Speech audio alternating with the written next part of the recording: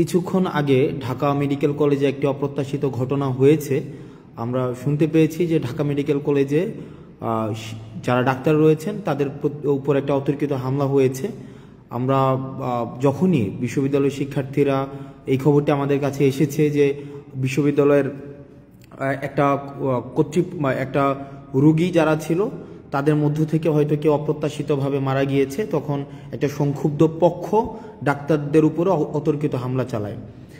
একটা বিষয় আমি স্পষ্ট করতে চাই আপনাদের, আমাদের যে গণ অভ্যুত্থানের যে মূল স্পিরিট ছিল, আমাদের যে গণ অভ্যুত্থানের যে জায়গাটি ছিল, সেই জায়গাটি কিন্তু হচ্ছে ন্যায্যতার ভিত্তিতে সমাজ প্রতিষ্ঠিত হবে, একটি সিস্টেম ডেভেলপ করবে এবং এই সিস্টেমের মধ্য থেকেই হচ্ছে আমাদের সমাজ, রাষ্ট্র তথা আমাদের দেশ পরিচালিত হবে।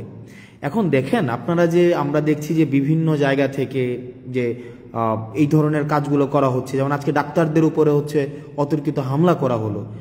একটা রুগী মারা যাচ্ছে, তার পেশাদারি কার্যক্রম ডাক্তার যখন চালাচ্ছে, এখন রুগী যদি মারা যায়, এখন ডাক্তাররা কি আপনি যদি ফোর্স করেন যে আমার রুগীকে বাঁচাই দিতে হবে, এখনই বাঁচাই দিতে হবে, মানে বাঁচাই দিতেই হবে, মানে এটা তো প্রফেশনালিজমের মধ্যে পড়ে না ভাই।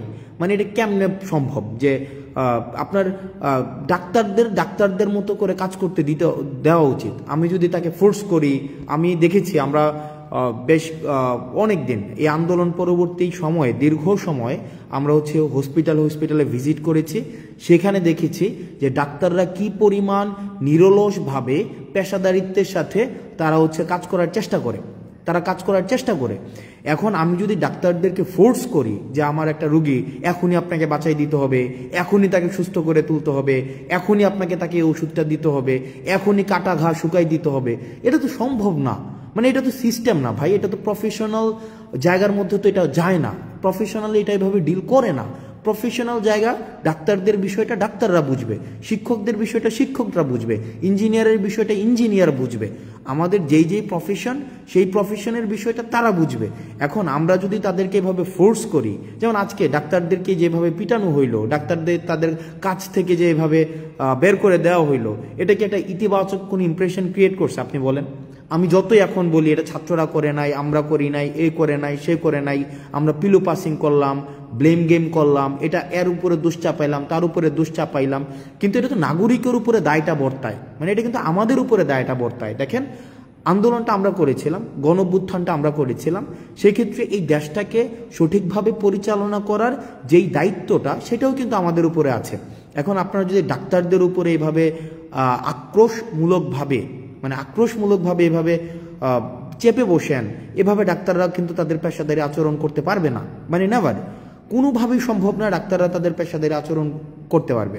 সেই জায়গা থেকে আমি যারা ডাক্তার রয়েছে তাদের কাছে, ঢাকা মেডিকেল সহ অন্যান্য মেডিকেলের যারা ডাক্তার আছে, আমি ব্যক্তিগতভাবে আমি খুবই লজ্জিত, এবং আমি আপনাদের উপরে আজকে যেই হামলাটা হয়েছে সেটার আমি যারা আইনশৃঙ্খলা রক্ষাকারী বাহিনী রয়েছে আমি তাদের প্রতি অনুরোধ জানাবো তারা যেন যথাযথ ব্যবস্থা নেয়, এবং আমরা আমাদের জায়গা থেকে সেটি নিয়ে কথা বলবো।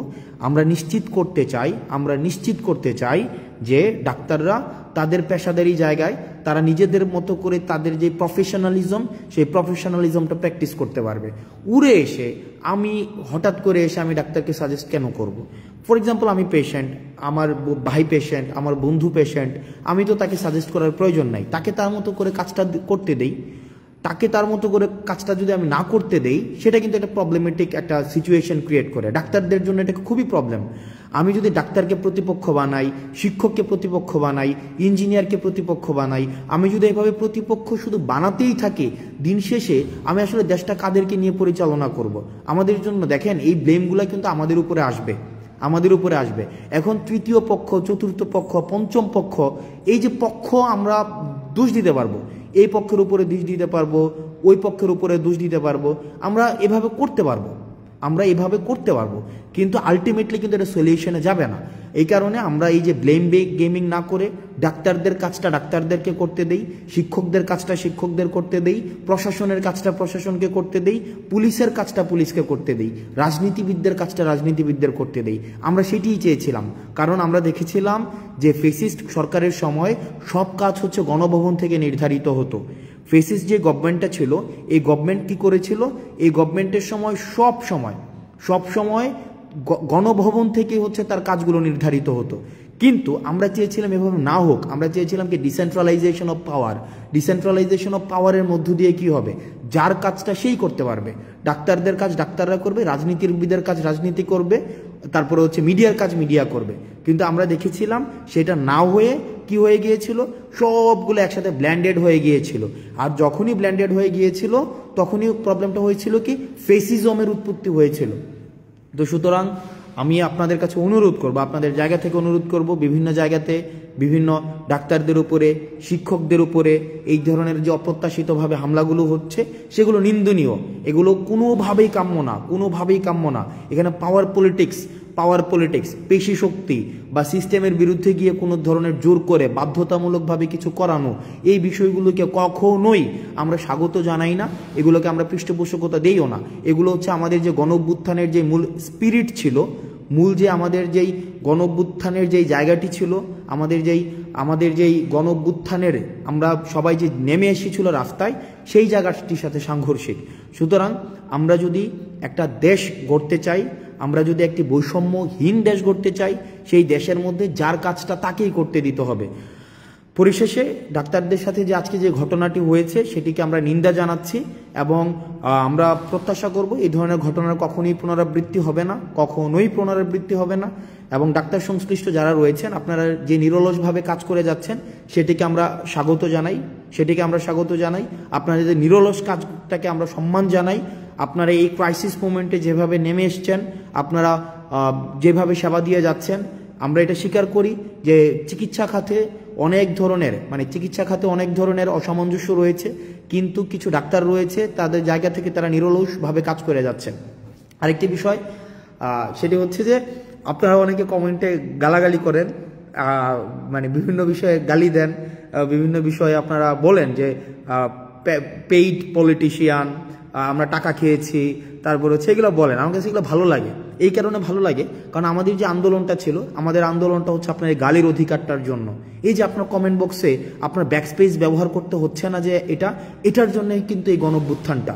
এই যে আপনাকে ব্যাকস্পেস ব্যবহার করতে হচ্ছে না, আপনি গালি দিতে পারছেন আমাকে, আপনি আমাকে তুই বলতে পারছেন, আপনি আমাকে খুব অপভাষা ব্যবহার করতে পারছেন, আপনি আমাকে বলতে পারছেন যে আমি হচ্ছে টাকা খেয়েছি, ঘুষ খেয়েছি।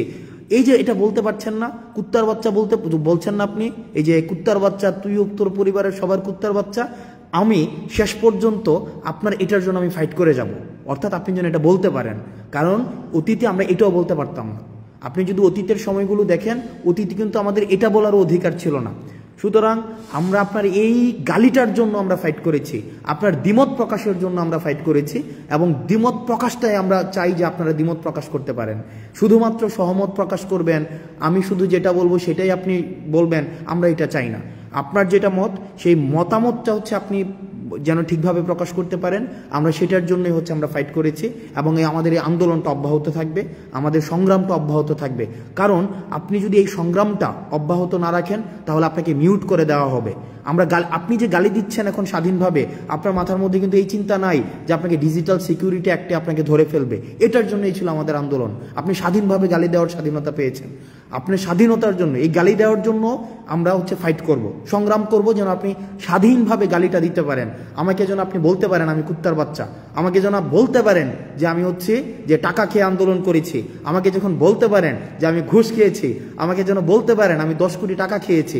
এই যে আপনি 10 কোটি টাকা খেয়েছেন, আমাকে বলেন, আপনাকে কিন্তু কেউ এসে বলে না যে আপনাকে বাসা থেকে উঠাই নিয়ে আসবে। এটা কিন্তু আপনার, এই ভয়টা কিন্তু আপনার নাই, বা এই ভয়টা আমাদের নাই। এই যে ভয়টা নাই, এটার জন্যই হচ্ছে আমাদের এই যে সংগ্রামের সফলতা। আপনি যদি জিজ্ঞেস করেন এই সংগ্রামের সফলতা কি, এই সংগ্রামের সফলতা এইটাই যে আমাদের ব্যাকস্পেস ব্যবহার করতে হচ্ছে না, আমাদেরকে একটা কমেন্ট লেখার পূর্বে আমাদের ভাবতে হচ্ছে না, বা আমাকে কোনো বন্ধু ফোন দিয়ে আমাকে জিজ্ঞেস করে না যে দোস্ত তাড়াতাড়ি কমেন্টটা ডিলিট করে দে বা তাড়াতাড়ি পোস্টটা ডিলিট করে দে। এইটার জন্যই হচ্ছে আমাদের আন্দোলন। এবং আমি মনে করি এই জায়গায় হচ্ছে আমাদের সফলতা, যে আপনি অন্তত স্বাধীনভাবে গালি দিতে পারছেন, সবাইকে স্বাধীনভাবে গালি দিতে পারছেন। কিন্তু আমরা একটা জায়গায় স্পষ্ট করতে চাই, স্বৈরাচার ফেসিস্ট হাসিনা আমাদেরকে বিভিন্নভাবে দমন করার চেষ্টা করেছে, আমাদেরকে বিভিন্নভাবে আমাদেরকে ব্লেম দিয়েছে, ট্যাগ দিয়েছে, আমাদের অর্থ লোপাটের আমাদের অভিযোগ এনেছে, কিন্তু কিচ্ছু করতে পারেনি। কারণ আমাদের নৈতিক যেই শক্তিটা, মানে নৈতিক যে শক্তিটা, এই নৈতিক শক্তি হচ্ছে আমাদের সততা। আমরা সৎ ছিলাম আমাদের জায়গা থেকে। কোনো ধরনের আজকে পর্যন্ত, এখন পর্যন্ত আমি যখন আপনার সাথে কথা বলছি, এখন পর্যন্ত আমাদের কোনো ধরনের যেই আপনার লিগ্যাল কোনো এলিগেশনস আজকে পর্যন্ত প্রমাণ করতে পারিনি। তো সুতরাং আমরা আমাদের যতক্ষণ পর্যন্ত আমাদের নৈতিকতার জায়গাটা স্পষ্ট থাকবে, স্বচ্ছ থাকবে, ততদিন পর্যন্ত এই সংগ্রামটা চলবে। আপনাদের অনেকে বলেছেন যে 10 কোটি টাকা আমরা খেয়েছি, 10 কোটি 20 কোটি 30 কোটি লাক্সারিয়াস গাড়িতে চলাফেরা করি। ব্যক্তি আসনাদ আবদুল্লাহ, ব্যক্তি সার্জিস আলম, নাহিদ আসিফকে যারা আগে থেকেই চিনেন, আমাদের যে বিষয়টা, এই যে লাইভ বন্ধ করেন সমস্যা হবে, এই কমেন্ট এখন আর করতে হয় না। যে ফেসবুক পোস্ট ডিলিট করেন সমস্যা হবে, বা কমেন্ট ডিলিট করেন সমস্যা হবে, এই যে কমেন্ট ডিলিট করেন সমস্যা হবে, লাইভ বন্ধ করেন সমস্যা হবে, এই যে কাজটা করতে হচ্ছে না, এটাই আমাদের সফলতা। এই যে আজকে মানে আমি বিশ্বাস করেন, আপনারা যখন কমেন্টে গালি দেন, আমি মনে করি যে না, ফাইন, এটার জন্য আমরা ফাইটটা করেছি, যে আমরা অ্যাটলিস্ট স্বাধীনভাবে আমরা গালি দিতে পারি, অ্যাটলিস্ট স্বাধীনভাবে আমার মত প্রকাশ করতে পারি। কেউ এসে আমাকে ফোন করে বলছে না যে কমেন্টটা ডিলিট করে দাও যে তোমার সমস্যা হবে, বা পোস্টটা ডিলিট করে দাও তোমার সমস্যা হবে, বা লাইভটা বন্ধ করে দাও তোমার সমস্যা হবে, বা লেখাটাকে মুছে ফেলো তোমার সমস্যা হবে। এটার জন্যই মূলত হচ্ছে আমরা আন্দোলনটি করেছিলাম। এখন এই আন্দোলনের, সংগ্রামের এই স্পিরিটটি যদি ধরে রাখতে চাই, তাহলে আপনাদের মাথায় রাখতে হবে, চাঁদাবাজদের বিরুদ্ধে দাঁড়াতে হবে, অন্যায়ের বিরুদ্ধে দাঁড়াতে হবে, যারা পেশাদার তাদের কাজটা তাদেরকে করতে দিতে হবে, যারা লেখক তাদেরকে লিখতে দিতে হবে, যারা মিডিয়া কর্মী তাদেরকে স্বাধীনতা দিতে হবে, যারা চিকিৎসক তাদের চিকিৎসা করার স্বাধীনতা তাদের মতো করে দিতে হবে, যারা ইঞ্জিনিয়ার তাদের কাজটা তাদের মতো করতে দিতে হবে, যারা শিক্ষকদের কাজটা শিক্ষকদের মতো করতে দিতে হবে। সেখানে যদি আমরা হস্তক্ষেপ করি, তাহলেই কিন্তু সেটা স্বাধীনতা পরিপন্থী, তাহলেই কিন্তু এটা সংগ্রাম পরিপন্থী। আমরা ঠিক যে আমরা মত প্রকাশের স্বাধীনতার জন্য আন্দোলন করেছি, দ্বিমত প্রকাশের স্বাধীনতার জন্য আন্দোলন করেছি, আমরা প্রত্যেকটা মানুষের তার কাজ যেটা, সেটা স্বাধীনতার জন্য আন্দোলন করেছি। এই আন্দোলনের স্পিরিটটা যেন নষ্ট করতে না পারে আমাদের বিভিন্ন উপলক্ষ তৈরি করার মধ্য দিয়ে, সেটির জন্য আমাদের সব সময় সচেতন থাকতে হবে, সব সময় সচেতন থাকতে হবে। কারণ মনে রাখতে হবে যে আমাদের যে অর্জনটি হয়েছে, এই অর্জনটি হচ্ছে প্রাথমিক অর্জন। এই অর্জনের ধারাবাহিকতাটি যদি আমরা রক্ষা করতে চাই, এই ধারাবাহিকতা রক্ষা করার জন্য আমাদের লড়াইটি, সেটি হচ্ছে লড়াইটি চলমান, এবং আমাদের লড়াইটিকে অব্যাহত রাখতে হবে। আমরা আমাদের জায়গা থেকে সামাজিকভাবে যেই প্রবলেমগুলা অ্যারাইজ করেছে, আমাদের এখন সোশ্যাল কিছু প্রবলেম অ্যারাইজ করেছে, চাঁদাবাজি বেড়ে গিয়েছে, বিভিন্ন জায়গায় হচ্ছে পদত্যাগ করানো হচ্ছে, বিভিন্ন জায়গায় দেখছি আমরা সিস্টেমের বাইরে গিয়ে বাধ্য করা হচ্ছে বিভিন্ন পদত্যাগ করানোর জন্য। এইসব বিরুদ্ধে আমাদের কথা বলতে হবে, সামাজিকভাবে কথা বলতে হবে। এখানে এমন না যে এটা নেতা নির্ভর, একজন নেতাই কথা বলবে, প্রত্যেকের জন্য ওপেন ফ্লোর।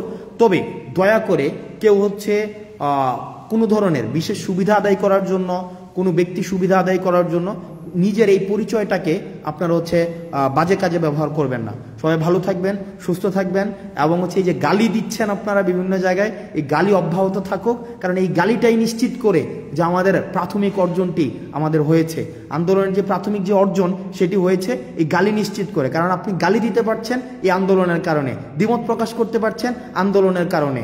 আজকে আপনি ব্যাকস্পেস ব্যবহার করতে হচ্ছে না আন্দোলনের কারণে, কমেন্ট ডিলিট করতে হচ্ছে না আন্দোলনের কারণে, আপনি যা ইচ্ছা তা পোস্ট করতে পারছেন আন্দোলনের কারণে, আপনি লিখতে পারছেন আন্দোলনের কারণে, আপনি বলতে পারছেন আন্দোলনের কারণে, আপনি প্রশ্ন করতে পারছেন আন্দোলনের কারণে, আমাদেরকে জবাবদিহিতার মধ্যে রাখতে পারছেন তাও আন্দোলনের কারণে। সুতরাং আন্দোলনটি আমি যতই বলি না কেন, বিভিন্নভাবে বিতর্কিত করার চেষ্টা করা হোক না কেন, আমাদের প্রাথমিক সফল আমরা হয়েছি, তবে সেটির ধারাবাহিকতা অব্যাহত রাখতে হবে।